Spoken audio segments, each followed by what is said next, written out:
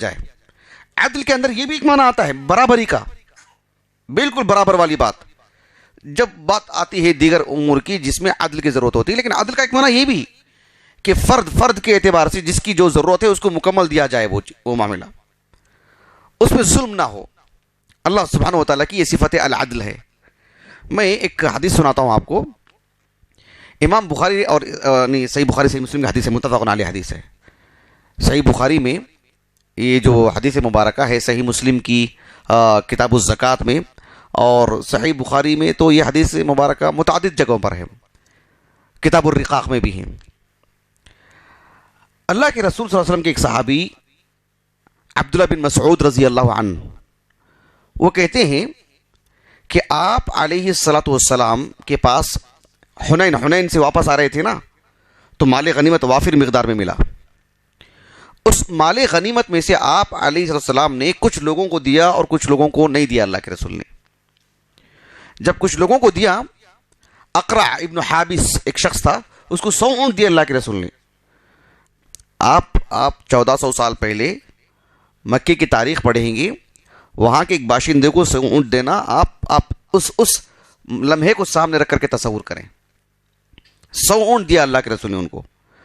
آج ہم ہندوستان میں رہنے کی بات نہیں ہے, آج عرب میں رہ کر کے بھی اس کی قیمت نہیں سمجھ سکتے. وہاں تھوڑی نا اونٹ لوگ خرید و فروخت کرتے ہیں. تو اسی لیے میں کہہ رہا ہوں کہ آپ ایک ماضی میں جائیں اور اس کی قیمت تبھی سمجھ میں آتی ہے اندازہ لگانے کے لیے. 100 اونٹ دیا آپ نے. عیینہ ایک شخص تھے, ان کو بھی 100 اونٹ دیا آپ نے. عرب کے کچھ اور لوگ تھے, ان کو بھی اللہ کے رسول نے خوب دیا.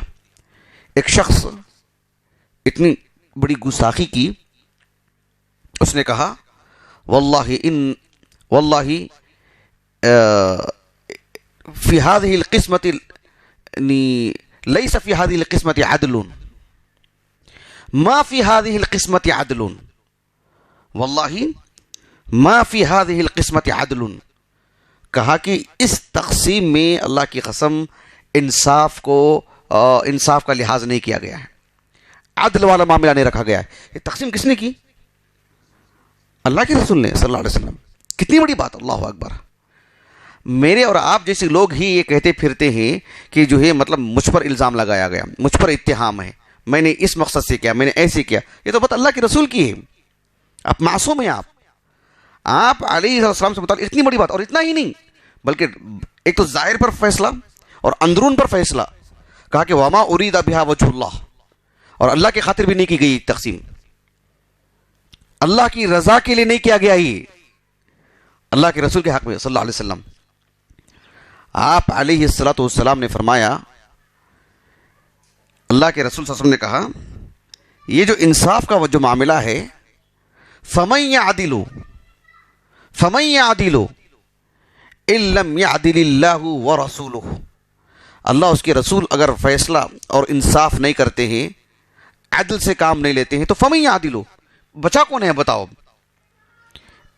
ان لم يعدل اللہ ورسولہ, اللہ اس کے رسول ہی عدل نہیں کرتے ہیں, وہ خود ہی انصاف نہیں کرتے ہیں, تو فمن يعدل, اب کون ہے جو انصاف کرے گا؟ اتنی بڑی بات کی. اور اللہ کے رسول نے کہا رحم اللہ موسیٰ فقد اوذی من اکثر من هذا فصبر. اس سے بھی زیادہ آپ کو تکلیف دی گئی, آپ کو اذیت دی گئی. یہ اللہ کے رسول کا تواضع ہے صلی اللہ علیہ وسلم. اوذی اکثر من هذا, لیکن فصبر, صبر کیا آپ نے اللہ کے راستے میں. تو اس حدیث مبارکہ میں اللہ کے رسول علیہ السلام نے عدل والی جو صفت ہے وہ اللہ سبحانہ و تعالیٰ کے لیے بیان فرمائی. ان لم يعدل اللہ ورسولہ, اللہ اس کے رسول عدل نہیں کرتے ہیں, تو پھر کون عدل کرے گا؟ مطلب اللہ عدل کرتے ہیں, یہ اللہ تعالیٰ کی صفت عدل ہے. یہ بات واضح ہوئی آپ کو؟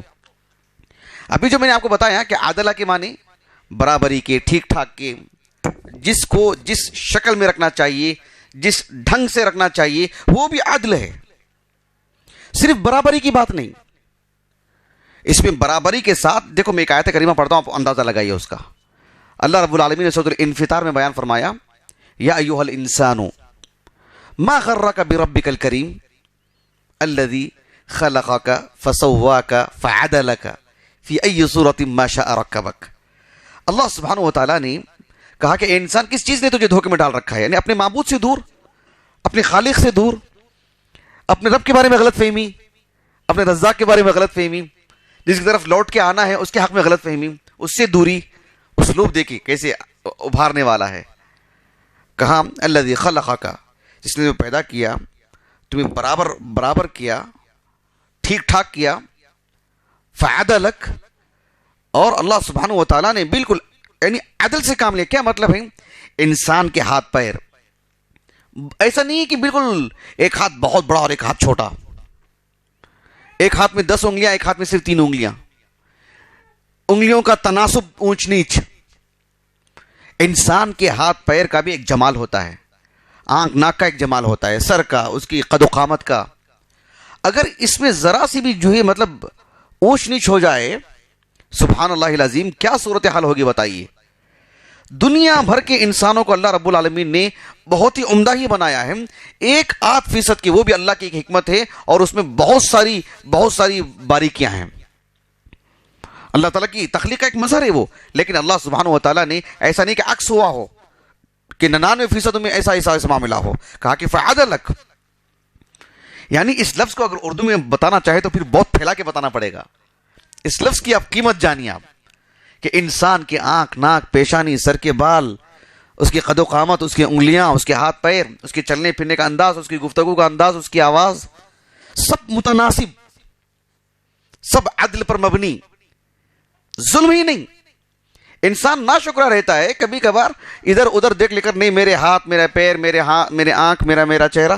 اللہ نے آپ کو جو بنایا وہ سب سے موزوں بنایا. انسان جانوروں کے مقابل دیکھیے آپ، ان کے ہاتھ پیر، ان کا چہرہ دیکھیے آپ، اور انسان کا موازنہ کیجیے آپ. اللہ رب العالمین نے کس قدر جمال سے نوازا ہے، اوپر سے لے کر نیچے تک.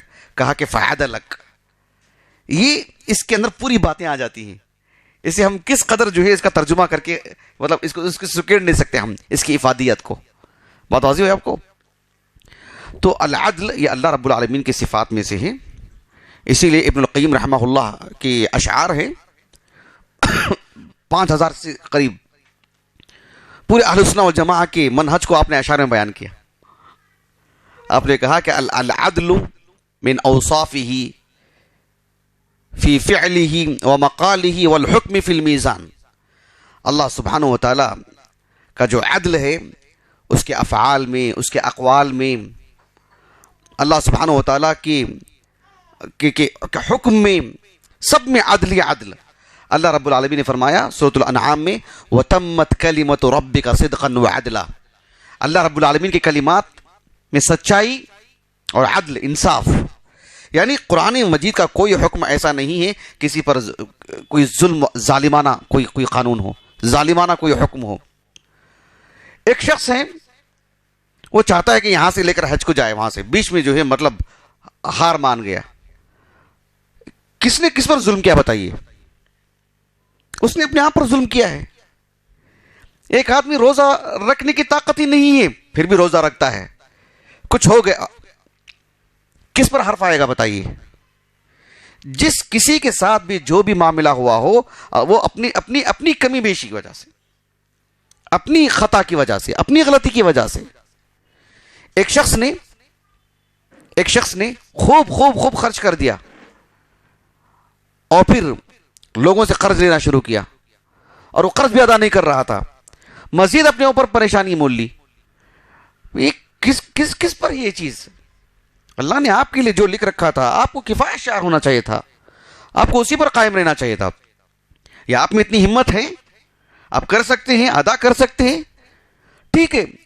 لیکن انسان عام طور پر اس معاملے میں غفلت برتتا ہے اور پھر خود اس کا شکار ہوتا ہے. اللہ کا دین اس سے پاک ہے. انسان کچھ کھا لیتا ہے، پی لیتا ہے، نشاور چیزیں، اس کا بدن خراب ہو جاتا ہے، کون ذمہ دار اس کی؟ کون ہے ظالم؟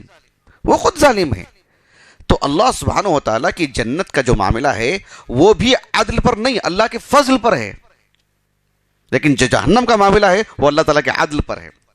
اللہ سبحانہ و تعالیٰ رتی برابر بھی کسی پر ظلم نہیں کرتے ہیں. وَمَا رَبُّكَ بِظَلَّامٍ لِلْعَبِيدِ.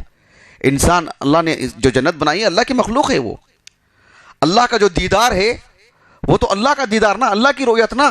جنت تو اللہ کی مخلوق ہے. فرق سمجھ رہے ہیں آپ؟ جنت کیا ہے؟ اللہ کی مخلوق.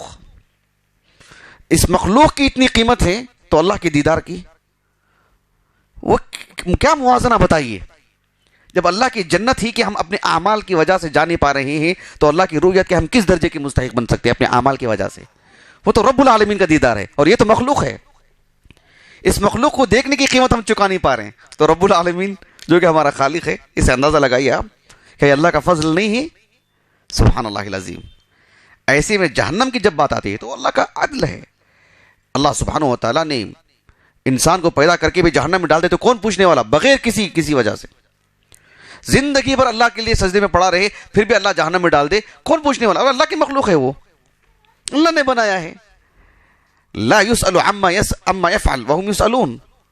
ایک انسان ہے, اس کے بچوں کو مارتا ہے, دوسرا آدمی دیکھتے ہوئے یہی کہتا ہے کہ وہ اپنے بچوں کو مار رہا ہے, لیکن اس کے بچوں کو دوسرا مارتا ہے تو وہ جاتا نا جھگڑا کرنے کے لیے, میرے بچے کو کیوں مارے.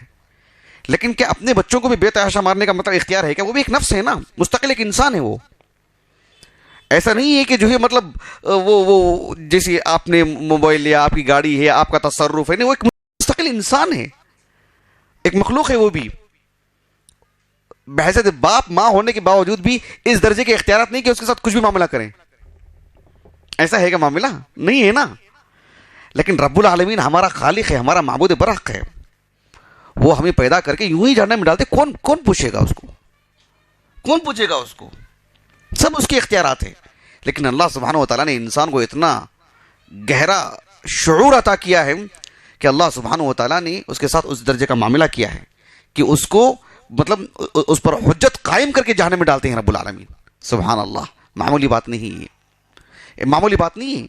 ایسا بھی نہیں کہ جیسے کوئلے کو آگ میں ڈالتے ہیں, جل رہا ہے, کوئلے کو کیا پتا ہے. ایسا نہیں, انسان کو احساس ہوگا کہ اسے جہنم میں ڈالا جا رہا ہے, جرم کی وجہ سے ڈالا جا رہا ہے, اس کی خطاؤں کی وجہ سے ڈالا جا رہا ہے. اس کو پسند نہیں کرے گا, اس کی تکلیف محسوس کرے گا. وہ یہ کہنا چاہ رہا ہوں میں. تو بہرحال اللہ سبحانہ و تعالیٰ کی صفت عدل ہے. آخری بات کہ العدل اللہ رب العالمین کی صفت ہے, اللہ رب العالمین کا اسم نہیں ہے. عبد العدل, عبد العادل معاشرے میں نام رکھتے ہیں. کہیں اس کا ثبوت نہیں ہے قرآن اور حدیث میں کہ اللہ تعالیٰ کے اسماء حسنہ میں سے العادل یا العدل اللہ کے اسماء حسنہ میں سے نہیں ہے. یہ اللہ کی صفت ہے. اللہ سبحانہ و تعالیٰ کا جو اسم ہوتا ہے, جو نام ہوتا ہے, اس سے اللہ کی صفت خود بخود ہوتی ہے. کیونکہ صرف نام نہیں ہے, وہ اس نام کے معنی رب العالمین کی صفات میں سے ہوتے ہیں. لیکن جو صفات کے طور پر بیان کیے جاتے ہیں اس سے اسم بنا لیں گے, ایسا نہیں ہے. یہ بات ہم نے کافی مرتبہ کہہ چکے ہیں. تو العدل اللہ رب العالمین کی صفات میں سے نہیں ہے. عبد العدل, عبد العادل معاشرے میں رکھتے ہیں. یہ علم کی کمی ہے, نادانی ہے, شعور کی کمی ہے. جس طرح سے نام بدلتے ہیں کاغذات میں, یہ تو اللہ سبحانہ و تعالیٰ کے نام کے تعین کی بات آتی ہے, اس کو بدلنے کی مکمل کوشش